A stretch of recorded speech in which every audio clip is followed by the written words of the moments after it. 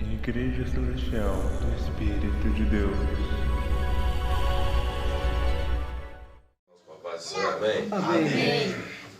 Motivo de grande alegria aqui poder estar mais uma vez, hoje para pregar a palavra de Deus, a palavra que é dele, que ele nos inspirou, esta graça, esta comunhão. Louvamos a Deus que tem nos concedido a oportunidade de podermos estar aqui para falar da palavra do Senhor.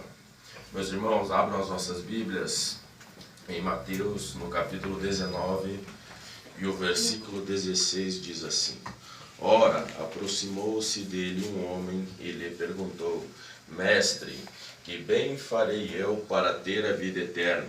Respondeu-lhe Jesus: Por que me perguntas a respeito do que é bom? Bom só há um. Se queres, porém, entrar na vida, obedeça aos mandamentos. Perguntou-lhe ele: Quais? E Jesus respondeu: Não matarás, não adulterarás, não furtarás, não dirás falso testemunho. Honra teu pai e a tua mãe, e amarás ao teu próximo como a ti mesmo. Disse-lhe o jovem: A tudo isso tenho obedecido. Que me falta ainda? Disse-lhe Jesus: Se queres ser perfeito, vai, vende tudo o que tens e dá aos pobres, e terás um tesouro no céu. Então vem e segue-me. Amém. Até aqui. Amém. Glória a Deus. Nesta passagem, nós vamos estar observando alguém que vai chegar diante de Jesus. Ela vai denominar que era uma pessoa rica, e ela vai vir à presença de Jesus para fazer a tal pergunta. Mas ainda antes disso, lá nos primeiros capítulos de Mateus, vai aparecer Jesus pregando este evangelho. Evangelho no qual é o evangelho puro, o evangelho verdadeiro, o evangelho a qual veio pela misericórdia de Deus e o amor dele para conosco, para que nós um dia tenhamos a vida eterna. Por quê? Se nós formos analisar a situação que a igreja estava tendo, o povo de Deus estava tendo antes do aparecimento de Jesus Cristo, nós poderíamos observar que hoje nós não teríamos o direito de ter a vida eterna junto ao Pai. Por quê? Porque na casa de Deus estava tendo idolatria, estava tendo muitos pecados contínuos. Então os povos que se diziam o povo de Deus estava completamente corroído, com uma vida de pecado, uma vida que não agradara ao Senhor. Ou seja, eles abandonaram os princípios da fé e começaram a adorar outros deuses. Nós vamos ver vários versículos do Antigo Testamento nos dizendo assim. E Deus vai falar para Jeremias dizendo que tanto o profeta quanto os sacerdotes estavam cultuando a outros deuses, estavam tendo pecado até mesmo dentro da própria casa de Deus. Então nós vamos observar que se tivesse se passado em geração, nós não teríamos o direito da vida eterna. Por quê? Porque João 3,16 diz assim: Porque Deus amou o mundo de tal maneira que enviou o seu Filho unigênito para todo aquele que nele crê, não pereça, mas tenha a vida eterna. Glória a Deus. Então nós possuímos esse direito da salvação. Possuímos esse direito de passar a eternidade junto do Pai, pela misericórdia dele, pela minha e pela tua vida. Ele vai enviar Jesus Cristo, e Jesus Cristo vai aparecer pregando o Evangelho. Nota que Jesus mesmo vai dizer: as palavras que eu digo não é de mim, mas é de Deus. Se alguém prega dizendo as suas palavras, não está buscando a glória do Pai, mas a dele mesmo. E Jesus vai pregar um evangelho diferente. Então Jesus começa a aparecer muito. Por quê? Porque o que ele pregava era diferente do que eles estavam acostumados. Eles estavam acostumados com a lei, mas corrompida com o pecado. Então o tempo vai passar, e Jesus começa a trabalhar, começa a dar continuidade no seu ministério, começa pregando nas sinagogas, começa a operar milagres através de Deus. Jesus, ele tinha uma divindade espiritual. Muito do seu conhecimento era espiritual, também com o conhecimento que ele adquiriu no decorrer da sua vida. Então isso vai gerar uma inveja no sistema. O sistema era quem? Eram os sacerdotes, os sumos sacerdotes, os escribas, os doutores, que eram os doutores da lei. Eles eram a autoridade do povo judaico. E Jesus vai aparecer e vai causar muita intriga. Por quê? Porque primeiramente eles tinham que guardar o sábado segundo a lei de Moisés. Mas Jesus aparece curando no sábado. Então tudo era contrário ao que eles estavam acostumados. Jesus chegou nada mais para menos do que para bater de frente com o sistema, para bater de frente com o que estava errado. Mas Jesus não chegou para quebrar a lei, ele chegou para complementar a lei. Então Jesus vai passando, vai passando, vai passando. Aonde ele passa é milagre. Aonde ele passa é sinais miraculosos da presença de Deus. É onde vai chegar a leitura do texto. Um jovem rico vai chegar para Jesus e vai perguntar o que de bom ele pode fazer para ter a vida eterna. Nota-se, ele perguntou o que de bom. Eu já escutei pessoas dizer que a pessoa era traficante, mas ele era bom. Ele era uma pessoa drogada, mas ele era bom. Ele ajudava os outros. Mas isto, não se engane, isso não basta para ter uma vida diante do Pai. Porque a Bíblia, ela é completa, ela não é incompleta. Porque se nós fôssemos analisar a Bíblia não por inteiro, nós vamos ler um versículo como aquele que diz: se credes em mim e for batizado, será salvo. Então, se eu crer em Deus, for batizado, eu posso levar uma vida de qualquer maneira? Não, de jeito nenhum. Por isso a Bíblia é completa. Nota-se, Jesus vai dizer para ele: bom só há um, siga os mandamentos e tu terás a vida eterna. Seguir os mandamentos. E percebe-se que Jesus vai dar uma pequena lista dos mandamentos para ele. Então ele vai dizer: tudo isso já tenho feito. Então Jesus vai e fala: vende tudo que tem e segue-me. É onde é o texto, é a parte-chave do texto. É analisarmos que mesmo seguindo os mandamentos, ainda ele não estava da maneira que Jesus Cristo estava predizendo. Ou seja, ele disse: vai, larga tudo que tem e segue-me. Para nós termos vida com Jesus, para nós alcançarmos a eternidade, nós temos que renunciar àquela vida lá atrás. Não dá para vir para a presença de Deus e achar que vai chegar ao céu de qualquer maneira. Tem que renunciar muitas das coisas. Uma vez eu escutei um jovem de uma igreja que chegou e me cumprimentou de uma maneira um pouco diferente.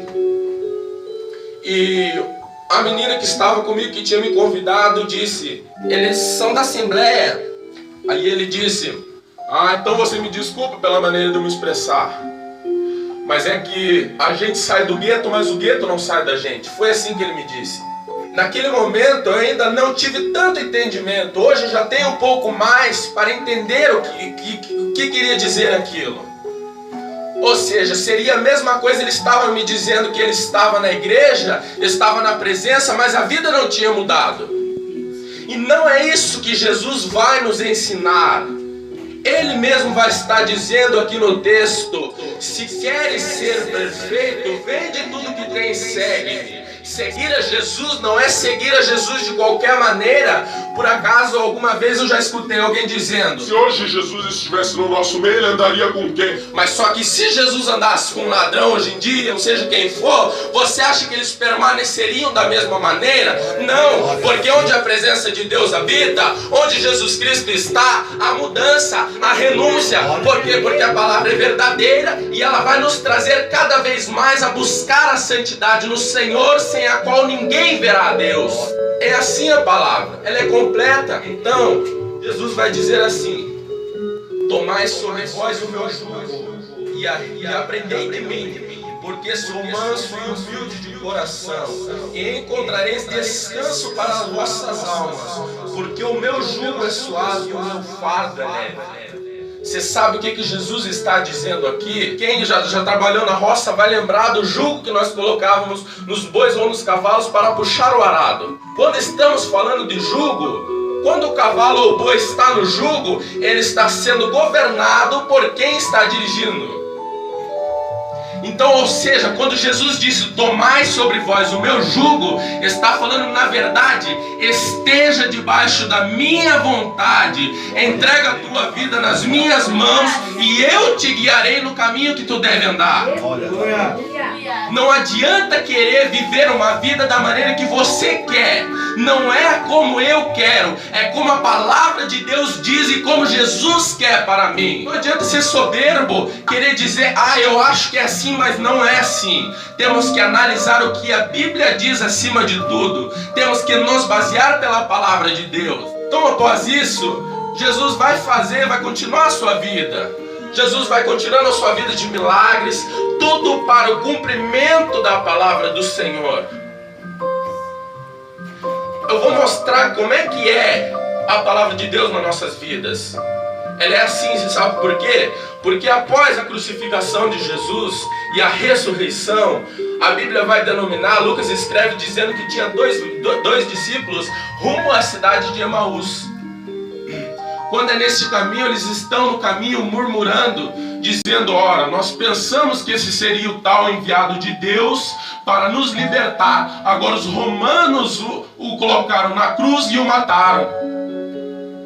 Nós pensamos que esse seria o nosso libertador.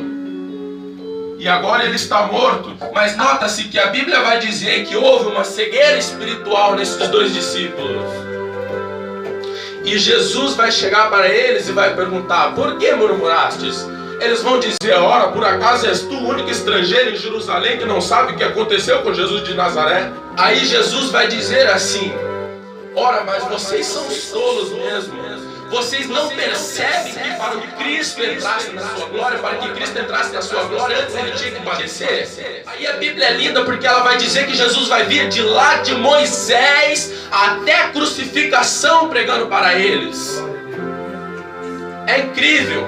Jesus não vai pegar só uma parte do texto, ele vai falar de toda uma palavra, de toda uma história. Então, neste caminho, eles vão chegar à cidade de Emaús. E é quando Jesus vai se apartar deles. E aí eles vão dizer, rapaz, moço, não vá, fique conosco, já se faz tarde, não é bom você sair nesse horário. Fica conosco essa noite e amanhã cedo você parte. Então Jesus não nega, Jesus diz, ok, vamos lá. Então Jesus vai ficar na casa deles. Quando Jesus vai entrar no lar, ele vai dizer, tem algo para comermos? Eles vão trazer pão. E é onde todos nós vamos conhecer a palavra, dizendo que no partir do pão, os olhos espirituais se abriram e eles puderam ver a face, ver que era o Jesus Cristo que estava na presença deles. Aí dá para imaginar um olhando para o outro e dizendo, é o mestre. Então eles vão voltar para Jerusalém, voltar com coragem. Então eles vão chegar para os outros discípulos e vão dizer, ei, o mestre está vivo, ele está vivo, nós o vimos, nós podemos estar na presença dele. Nota-se que quando ele falava conosco, a palavra queimava em nossos corações.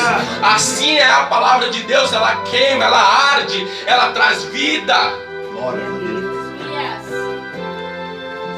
Por isso, a palavra de Deus nós temos que buscar a cada dia.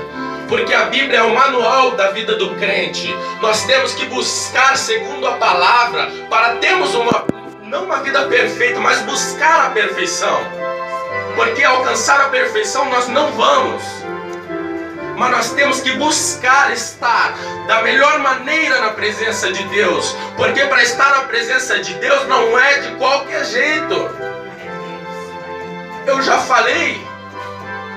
Antes de Jesus, como é que a igreja estava? Depois não foi diferente, continuou tendo desavenças, porque após a crucificação vai vir a idade da igreja primitiva, foi onde a igreja mais teve o sofrimento por causa da palavra. Vai aparecer Saulo para perseguir eles, vai aparecer Herodes para botar os discípulos na cadeia. Então a igreja primitiva, ela pagou o preço para que nós estivéssemos aqui hoje. E o que mais me comove é que essa igreja teve todo o confronto e por muitas das vezes hoje nós pensamos em desistir por qualquer coisa.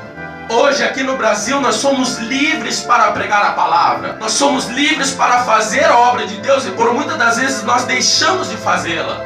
É tanta gente murmurando, mas nós não paramos para analisar o que a palavra diz. É o cumprimento da palavra mais uma vez. A vida de Jesus Cristo está cada vez mais próxima e vai se multiplicar cada vez mais os desastres, os rumores de guerra. E a palavra de Deus vai dizer que nos últimos dias o amor de muitos se esfriarão. Não está dizendo todos. Então se nós estamos aqui, nós estamos numa só fé, buscando a mesma palavra, nós estamos segundo o que Jesus Cristo nos prediz. Nós estamos debaixo do jugo de Jesus quando Ele está nos guiando, fazendo a vontade de Deus, que é o servir, o amar de todo o coração e seguir os mandamentos. Não é se apegar com as coisas daqui, porque depois do texto, esse homem vai sair triste pensando, puxa, mas eu tenho tantos bens, agora eu tenho que vender para mim poder seguir a Jesus sem nada.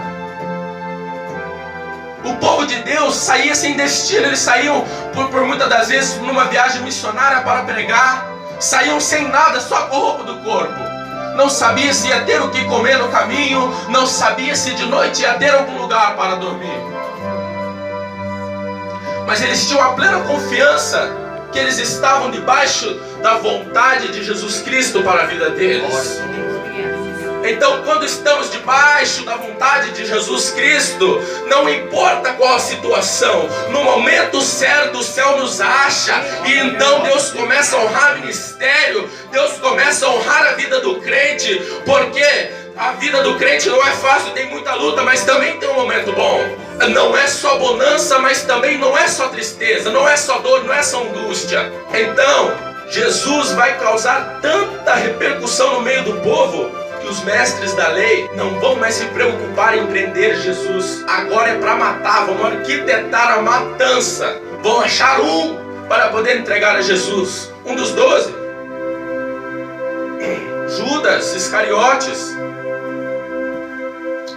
E então, Jesus vai indo, continua indo com o seu ministério. A palavra segue. Jesus já sabia de tudo. Por quê? Porque ele veio para o cumprimento da palavra do Senhor. Jesus Cristo não podia abandonar a cruz, porque aquilo era o propósito que ele veio, para nos salvar. Mesmo que na dor, Jesus tinha que fazer isso.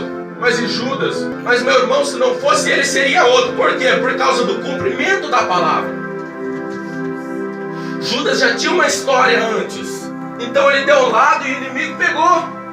E aí a Bíblia vai dizer, João, capítulo 18, e Jesus vai, atravessa o vale de Cedron, vai chegar no Getsemane, vai ser preso, vai para Anás, Caifás, Sinédrio, vai chegar diante da presença de Pilatos.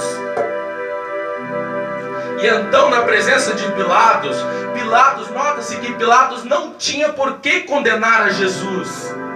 Pilatos estava tentando achar alguma coisa para poder liberar a Jesus.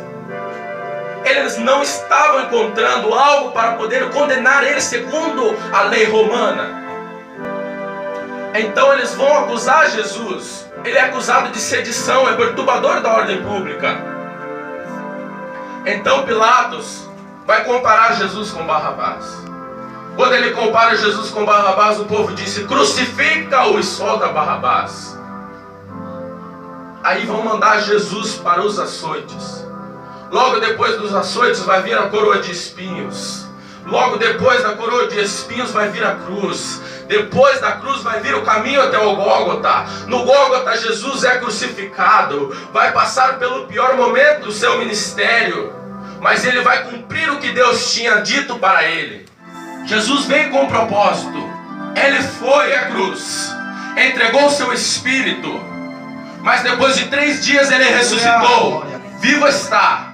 Então, quando Jesus é crucificado, a igreja não tinha mais força, eles estavam deprimidos, depravados, não tinha mais como continuar. Nós perdemos o nosso Jesus, e agora o que vai ser de nós? Aí Jesus aparece para uns e outros, e depois por último vai aparecer na Galiléia perante seus discípulos, dizendo: ide, pregai, fazer discípulos de todas as nações, e eu estarei convosco até a consumação dos séculos. Então Jesus novamente vai os encorajar, e eles vão dizer: permaneçam em Jerusalém até que do alto vocês sejam revestidos de poder. O poder é a promessa do Espírito Santo. Jesus mesmo vai dizer na instrução para seus discípulos: e eu rogarei ao Pai, Ele vos enviará o Consolador, que é o Espírito da verdade, o Espírito Santo, que vai vir para dar força, para estar no dia a dia da sua vida. Então esse povo vai ser revestido em Atos 2. O Espírito Santo derramou uma língua repartida como que de fogo, e ninguém entendia mais nada. Aí os grandãos, os mestres da lei, vão olhar, vão pensar: meu Deus, o que está acontecendo? Vamos lá. Chegando lá, foram ver se tinha gente importante. O que era? Não, eram os mesmos discípulos que andavam com Jesus. Era o povo simples. Por quê? Porque eles renunciaram a vida para seguir a Jesus Cristo. Então não tinha como eles ser uma pessoa rica, uma pessoa com muitos bens. O bem que eles tinham eram os milagres constantes, as curas, os sinais miraculosos. Esse era o bem. E para falar a verdade, ele estava melhor do que a gente. Glória a Deus. Porque hoje, ainda que não muito bem, mas nós temos uma igreja para poder cultuar a Deus. Nós temos um som para podermos cantar. Nós temos instrumentos, nós temos as nossas vozes para poder cantar, nós temos automóveis para poder se movimentar, Uber, transporte coletivo. E naquela época, o que eles tinham? Nada mais. Olha, veja bem, eles tinham o quê? Vida diante de Deus, tinham vida com Jesus, eram milagres constantes. Hoje em dia está cada vez mais difícil nós presenciarmos milagres. Está assim. Mas não quer dizer que milagre mudou, que Deus mudou, ou seja lá o que for. Deus não muda, Ele continua o mesmo. O que mudou foi o povo. A igreja primitiva ficou com confronto, mas com o passar do tempo tudo vai mudando. No começo da caminhada do evangélico, ele vai começar com aquela sede de buscar ao Senhor. Mas seja por algum momento da sua vida, vai passar por um momento de fraqueza. E tem gente que quando passa pelo momento de fraqueza não se acha mais. Ainda tem uns que ainda conseguem a palavra alcançar e eles voltaram à presença do Senhor. Mas é difícil, não são todos. Então vai se cumprir a palavra de Deus. No fim dos tempos o amor vai se esfriando. O povo vai perdendo a vontade de buscar a palavra, vai perdendo a vontade de orar a Deus. Tudo para o cumprimento da palavra de Deus. Mas o arrebatamento, segundo diz a minha Bíblia, ele é eminente. É algo que a gente não sabe quando vai acontecer. Nós não sabemos o dia e nem a hora. Então não dá tempo de se preparar. Tem que estar preparado já, porque pode ser agora. E a palavra de Deus vai dizer: quanto ao dia e a hora ninguém sabe, nem os anjos do céu, nem o Filho, mas somente o Pai. E será como nos dias de Noé. Muitos davam-se em casamento, outros estavam na sua vida normal. E a palavra de Deus vai dizer que vai ser igual, não vai ser diferente. Por quê? Porque Noé pregava dizendo o que Deus iria de fazer para aquela humanidade, mas Noé entrou na arca com mais 7 pessoas. Mas é o resto da humanidade? Ninguém creu. Porque era loucura. Era loucura. Era difícil de acreditar que isso poderia ser verdade.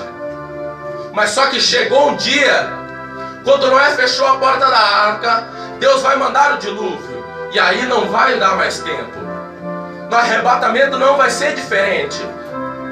Quando aqueles que estavam na presença de Deus e se afastaram, ver a igreja subindo, ver as coisas assim, tudo desandando, já o começo da tribulação na terra, aí vai se arrepender, vai se ajoelhar, vai correr para as igrejas, vai buscar socorro, vai orar, vai começar a buscar, mas não vai adiantar porque a porta da arca já fechou. Glória a Deus.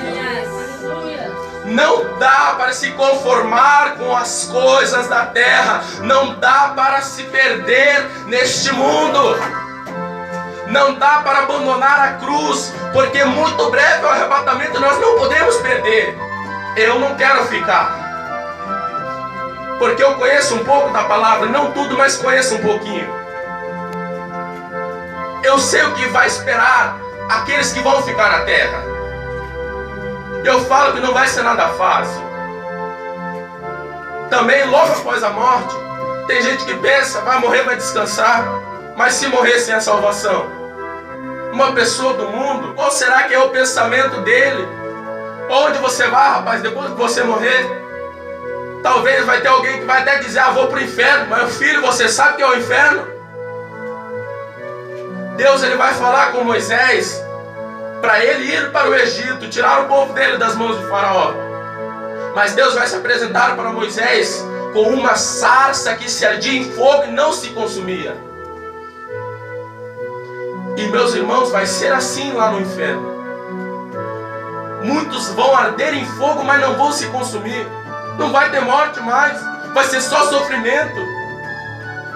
Não dá para desprezar a cruz, a palavra de Deus. Temos que prosseguir, continuar a cada dia para nós não perdermos o direito da salvação. Temos que buscar a presença de Deus a todos os momentos. Porque o arrebatamento é iminente, não sabemos.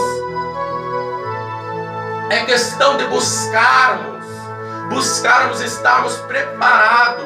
Não na perfeição, porque perfeito nós não somos, eu não sou perfeito. Se eu falar que eu sou perfeito, eu estou mentindo, porque nós somos entregues ao pecado todos os dias. Mas Deus vai dizer que Davi era um homem segundo o seu coração. Por quê? Porque ele possuía muitos bens? Não. Por quê? Porque ele era rei? Também não. Por quê? Porque ele era perfeito? Também não. Davi era um homem segundo o coração de Deus, porque até mesmo quando errava, ele já se ajoelhava e pedia a misericórdia de Deus sobre a vida dele. É reconhecer, é renunciar, é reconhecer o teu erro e pedir a misericórdia de Deus. Porque errar, seja algum momento da nossa vida, nós vamos errar. Mas Deus está pronto a atender o nosso clamor. Deus ele quer ver o nosso coração se quebrantar diante da presença dele, buscar a misericórdia dele. Jesus, quando ele vai lavar os pés dos discípulos, Pedro vai dizer que ele não era para Jesus lavar os pés dele. Por quê? Porque ele sabia que se tratava de Jesus Cristo, Filho de Deus. Mas aí Jesus vai lavar, que era para estar lavando de todo o pecado. Aí Pedro vai dizer, então Senhor, me lava o corpo inteiro. Aí Jesus vai dizer, não é assim. O corpo inteiro vai ser pago o preço na cruz. O pé é só o pecado diário. Eu vou lavar os teus pés, mas é pelos pecados diários. O corpo, o sangue vai ser derramado na cruz do Calvário, e ele que vai te remir de todo o teu pecado, e eu vou levar para comigo. Meus irmãos, o que eu tenho para dizer é, não há motivo para abandonarmos a Jesus Cristo no meio do caminho. Jesus não parou no meio do caminho. Se ele tivesse parado, quem sabe se nós estaríamos aqui hoje. Está um dia bom, mais um dia de vida que o Senhor tem nos concedido. Quem sabe nós não poderíamos estar aqui hoje. Só de nós estarmos aqui é motivo de nós adorarmos, glorificarmos o nome do Senhor. Porque é mais uma oportunidade que Deus tem nos concedido. Não abandone a sua cruz. Não se apegue às coisas da terra, porque Jesus vai estar dizendo aqui na palavra, vende o que tens e segue. Vamos seguir a Jesus, não vamos acumular tesouro na terra. Não se preocupe, meu irmão, se o dinheiro está faltando, se as contas estão vindo, vai glorificando ao Senhor, vai adorando, vai buscando, vai tendo vida, vai tendo debaixo do jugo de Jesus, que Ele mais tudo Ele fará. Glória a Deus. Vamos orar. E vamos pedir a misericórdia de Deus sobre as nossas vidas. Porque nós estamos na presença de Deus. Por mais que nós não possamos estar perfeito, possamos estar bom, mas sempre dá para melhorar mais um pouquinho. Vamos buscar mais a presença de Deus. A igreja de Deus tem que se unir, um ajudar o outro a chegar ao céu. Então, enquanto você ora, ora também pela vida do teu irmão, que aqui está. A igreja tem que estar em constante união. É por isso que a igreja primitiva tinha tantos sinais e tantos milagres, porque eles eram unidos, um orava pelo outro num só propósito. É isso que vai mover o céu. É uma oração contínua num só propósito. Oremos. Senhor Jesus, te agradecemos, Senhor, pela oportunidade que o Senhor tem nos concedido, pela presença do Espírito Santo que repousa sobre nossas vidas, Senhor. Senhor, agora eu peço, Senhor, abençoa, Senhor, a cada um desses irmãos que aqui estão. Senhor, abençoa este ministério. Prospera, Senhor, na obra das mãos do pastor, da pastora e de todos os membros, Senhor. Senhor, prospera essa obra, não só materialmente, não só financeiramente, mas espiritualmente, Senhor. Porque aonde habita a Tua presença, não falta nada, Senhor. Então nós te pedimos, Senhor, sede conosco, Senhor. Pai, perdoa, Senhor, os nossos pecados, as nossas iniquidades, Senhor, as nossas desavenças, Senhor. Pai, nós queremos chegar mais pertinho de Ti, Jesus. Pai, que quando a última trombeta soar, nós possamos subir para juntos adorarmos ao Teu santo nome, para todos sempre, em nome de Jesus. Amém.